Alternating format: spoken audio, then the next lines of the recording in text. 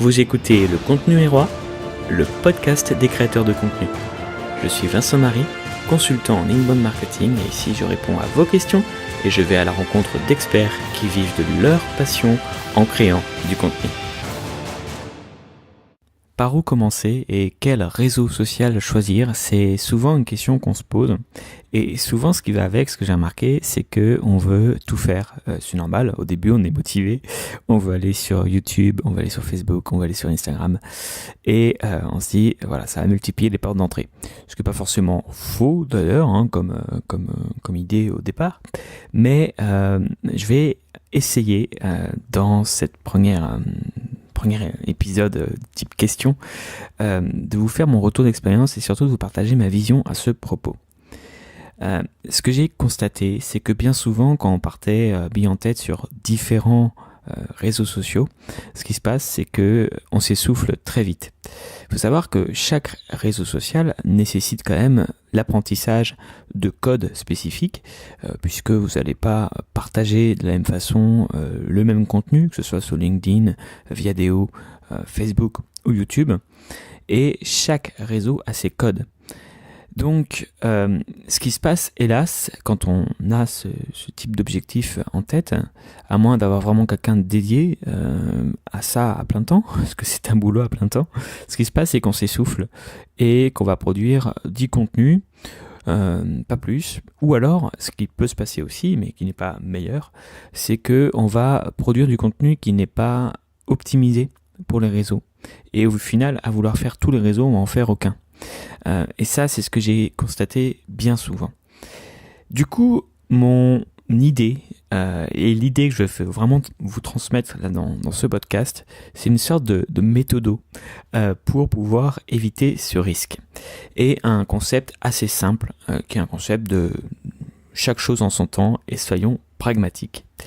Si on part du principe que chaque réseau social est, on va pas forcément complexe, mais prend du temps et chronophage si on veut bien le faire, que chaque réseau social a ses propres codes, que chaque médium aussi a ses propres codes, il va falloir s'investir à fond dessus pour ne pas s'éparpiller. Et une fois qu'on va maîtriser parfaitement les codes et qu'on aura développé une communauté autour de ce réseau, il sera beaucoup plus simple de dire à sa communauté, et ça, il n'y a pas de souci, vous inquiétez pas pour ça, tiens, j'ai ouvert ceci, j'ai ouvert cela, en complément.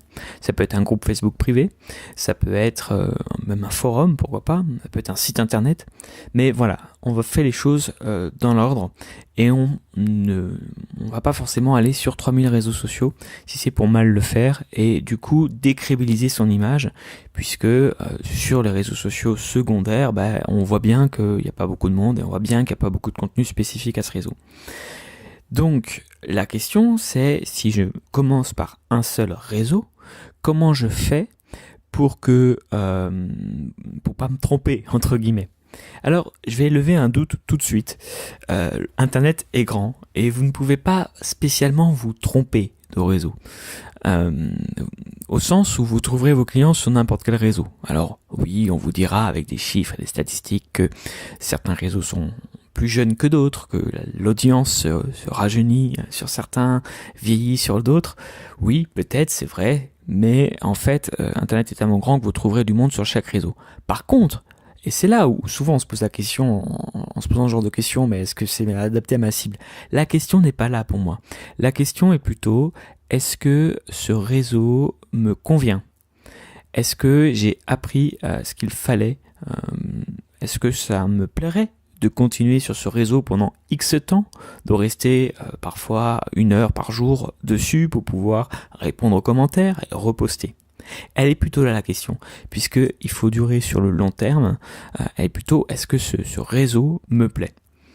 Et je vais aller encore plus loin en vous dévoilant du coup les 3 étapes de ma méthodologie. La première étape, c'est de ne même pas penser au réseau social. Même pas penser au réseau social. Vous avez des médiums.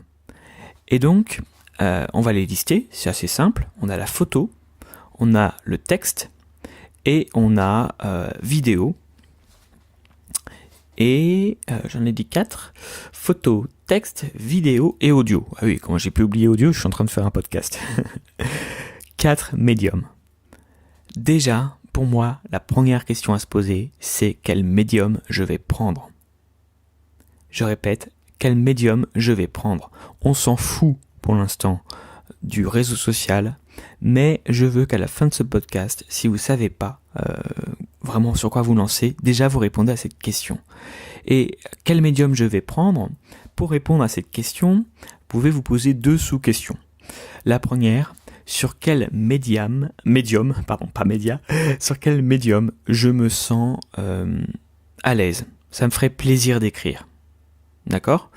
Et s'il n'y en a pas un qui vous vient spontanément, dans ce cas-là, deuxième question, quel est le médium où ça ne me dérangerait pas d'apprendre tout ce qu'il faut dessus pour pouvoir progresser? Je vous donne un exemple. Si vous aimez écrire, si c'est le texte votre dada, allez sur WordPress, mais avant d'aller sur WordPress, informez-vous sur comment je vais écrire pour le web. Si c'est la photo, je vais certainement aller sur Instagram, certes, mais c'est d'abord comment je vais prendre des photos. Donc là, les photos sympas. Avant de penser à Instagram d'ailleurs. Donc ça, c'est la première étape, quel médium je choisis.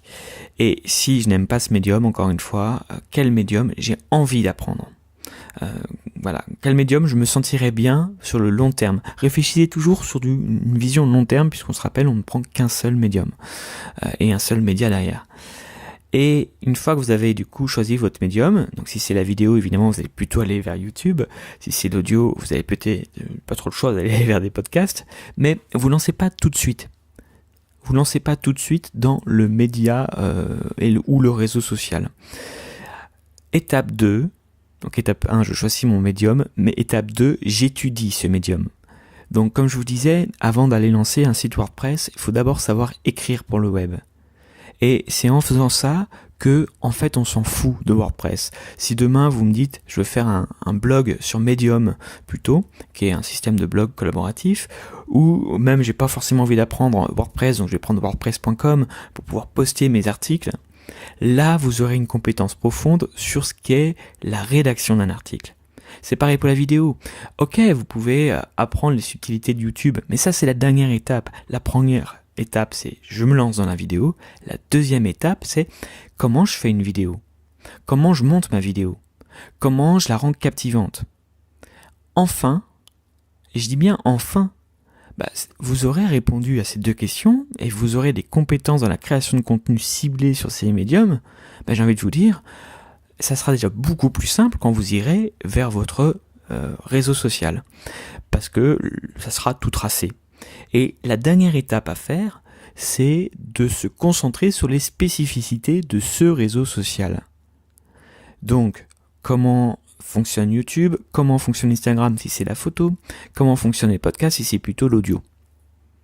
Et l'intérêt de faire ça, c'est que d'une part, vous restez très concentré, vous acquérez des connaissances, vous avez des connaissances supplémentaires sur des choses profondes.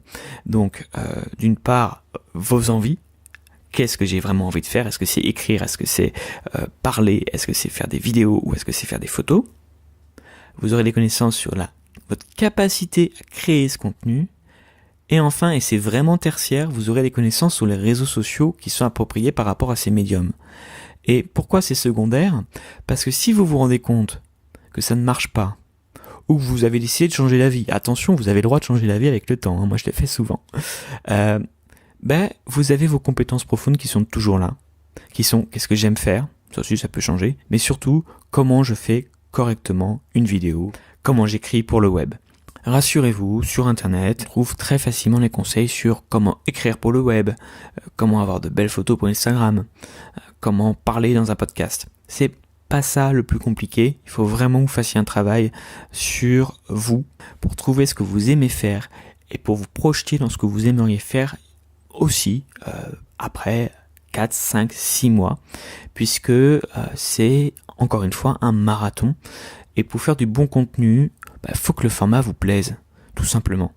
Et faut que vous le maîtrisiez, mais ça, encore une fois, faut pas que ça soit une excuse pour pas se lancer tout de suite, au sens où forcément vos premières vidéos, vos premiers textes ou vos premiers audios ou vos premières photos ne seront pas forcément toujours très bonne dès le début, c'est pas grave, ça fait partie du process, on apprend au fur et à mesure, donc n'hésitez pas à vous lancer quand même rapidement, mais ayez cette démarche de curiosité par rapport aux différents formats. N'hésitez pas à tester, même si c'est pas forcément diffusé, pour voir dans quoi vous allez vous orienter. Voilà, c'était ma vision des choses sur comment je choisis un réseau social, comment je conseille à mes clients de choisir un réseau social. J'espère que ça va résonner en vous si vous êtes bloqué et j'espère surtout que ça vous aura aidé si vous êtes bloqué. N'hésitez pas à me répondre ce que vous pensez de cette méthode dans les commentaires et je mettrai également un petit résumé de ma méthode dans la description de l'épisode. À très bientôt.